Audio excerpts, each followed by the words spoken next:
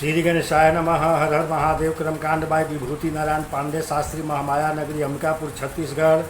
गीता ज्ञान चैनल में आप सबों का हार्दिक स्वागत है। माताओं, बहनों एवं प्रिय साथियों, आप लोग कैसे हैं? आशा करता हूं कि आप सब अच्छे से होंगे और अच्छा से होना भी चाहिए। तो आज मैं भगवान श्री गणेश और माता सरस्वती के चरण कमलों का वंदना करता हुआ अपनी कक्षा को प्रारंभ करता हूं। तो प्रिय साथियों, आज हमारी कक्षा का जो विषय है वह है सोना तप कर ही कुंदन बनता है। तो प्रिय दर्शकों, आप सबों को अपने ही चैनल गीता ज्ञान में मैं हार्दिक अभिनंदन करता हूँ। मार्तंड ऋषि का पुत्र अल्प आयु था। उसके जन्म कुंडली में एक ऐसा योग था कि मात्र 12 वर्ष में ही मृत्यु को प्राप्त करेगा। फिर क्या था? मार्तंड ऋषि ने कहा कि हे पुत्र, मैं तेरी आयु बढ़ा नहीं सकता है। यदि तुम महादेव की शरण में चले जाओ, सब कुछ करने का सामर्थ्य केवल उन्हीं में है। वह बालक फिर क्या था? एक शिवलिंग का निर्माण कर दिया। वहीं पर बैठकर जप करने लगा। एक दिन का समय है और वहीं पर बैठकर बालक पूजा कर रहा था। उसी समय यमराज को उत्पन्न हुए देखकर बालक डर जाता है और शिवलिंग से लिपट जाता है। जैसे वह यमराज को देखता है और जब वह प्राण हरण करना चाहता है, उसी समय बालक ने कहा, हे भोलेनाथ, मेरी रक्षा करो, मेरी रक्षा करो। कोई आए या न आए, खुद भोलेनाथ प्रकट हुए और त्रिशूल लेकर कूद पड़े। तभी यमराज कहता है, त्राहिमाम त्राहिमाम। प्रभु, आपने ही कहा है। हाँ, हमने ही कहा है। राजा, रंग, फकीर सभी एक दिन चले जाएंगे। हे यमराज, आज से हमारे भक्तों को तुम तंग नहीं करोगे। अर्थात जो व्यक्ति शिव जी की कृपा प्राप्त करता है, अकाल मृत्यु टल जाती है और फिर एक दिन बड़ा होकर के एक महान ऋषि बना।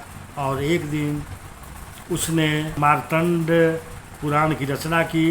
भगवान शिव का अनुग्रह सभी पर है, चाहे वह छोटा हो या बड़ा हो, सभी जीवों पर समाया है।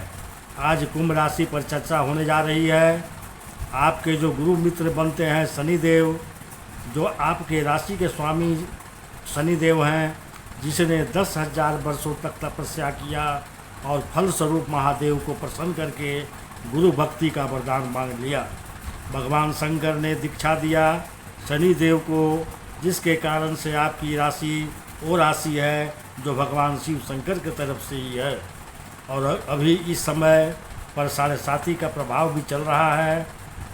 कैसे इसी श्रावण के मास में, जो भी 22 जुलाई से लेकर 19 अगस्त के बीच रहेगा, इस पवित्र मास में हम भगवान शिव शंकर की कृपा प्राप्त करते हुए शनि की पीड़ा से मुक्त हो सकते हैं। कैसे श्रेष्ठ परिणाम को प्राप्त कर सकते हैं, आज इस बात को हम समझने वाले हैं। शनि का संबंध आपने जाना भगवान शिव शंकर से है। इस सावन के महीने में किसी भी सोमवार के या किसी भी दिन, कोई भी दिन हो, इस सावन के प्रत्येक दिन, प्रत्येक पल भगवान शिव को ही समर्पित होता है।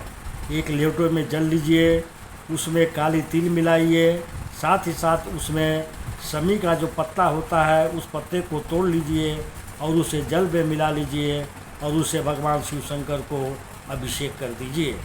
वास्तविक मानिए, आपके शनि दोष के जो पीड़ाएं हैं हरण हो जाएंगे। शनि देव के द्वारा यदि कुंडली में कोई विष योग बना हो तथा अंतर्दशा, महादशा, प्रयंतर दशा या सूक्ष्म दशा या प्राण दशा हो, उस अवस्था में भी महादेव उस पर कृपा करते हैं।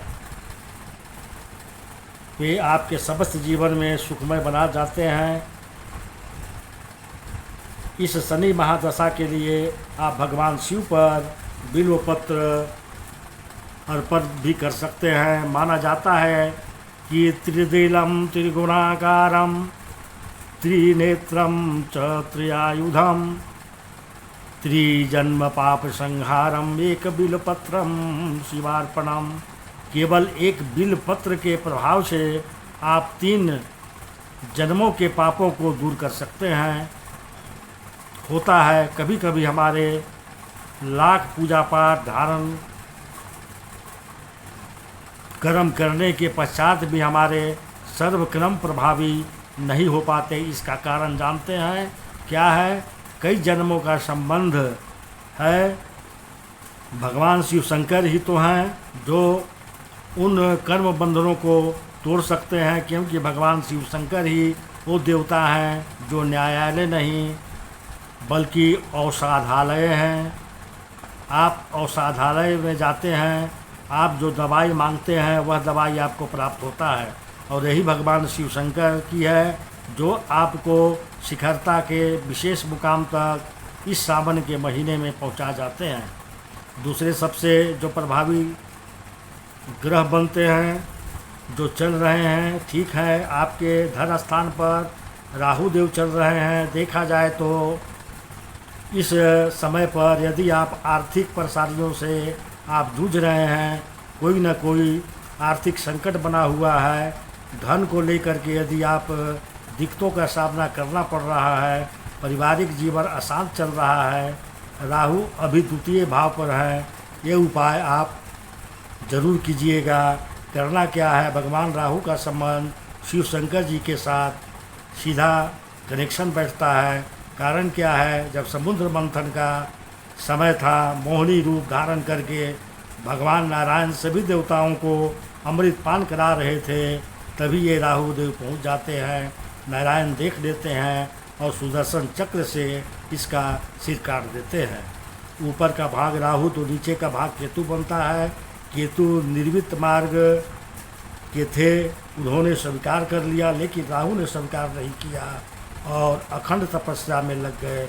भगवान देवादिदेव शिव के भगवान प्रसन्न हुए, प्रकट हुए, उनसे वरदान मांगा कि हे महादेव, अब मैं कहाँ जाऊँ?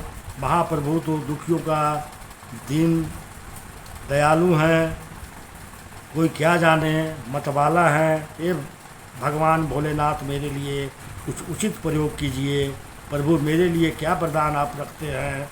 शिव शंभु ने कहा कि ग्रह नक्षत्रों में ही तुम्हारा स्थान होगा, छाया ग्रह के रूप में तुम्हारा स्थान प्रकट होगा, और मैं मुंडमाला में तुम्हें सम्मानित करता हूँ।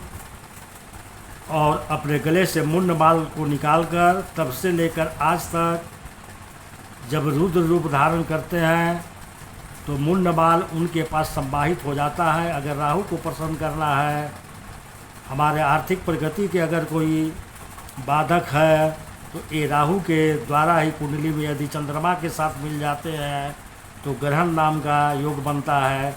मंगल के साथ यदि सम्मानित हो जाए तो अंगारक नाम का योग बनता है। यदि राहु जब बुध के साथ युक्त हो जाते हैं तो जल नामक योग बनता है। शनि के साथ हो तो श्रापित दोष बनता है। अगर किसी प्रकार से कुंडली में अशुभ दोष बनता है तो आप आज वीडियो देख रहे हो, ये 6 महीने बाद, 6 साल बाद भी, उस समय भी इस उपाय को आप जरूर कीजिएगा, लाभ होगा। एक पुष्प की माला बना लीजिए और उस माला को भगवान शिव शंकर पर अर्पण कर दीजिए। ध्यान दीजिएगा, शास्त्र कहता है मंदार माला पुष्प बहुपुष्प सुपूजिताय तस्मै कराय नमः शिवाय। अर्थात मंदार के पुष्प, आँख के जो पुष्प होते हैं, ये भगवान शिव को अधिक पसंद करते हैं। यह मैं आप सबसे कह देना चाहता हूँ। अगर आप हमसे कुंडली का विश्लेषण कराना चाहते हैं या ऑनलाइन संकल्प देकर रुद्राभिषेक कराना चाहते हैं तो हमारा कॉन्टैक्ट नंबर 7999871010 है। शुल्क लागू रहेगा। तो प्रिय दर्शकों, वीडियो को लाइक करें और भगवान भोलेनाथ का आशीर्वाद पाने के लिए कमेंट्स बॉक्स में हर हर महादेव अवश्य लिखें। तो चलिए अब मैं अपनी कक्षा को यहीं विराम देता हूँ। नमस्कार।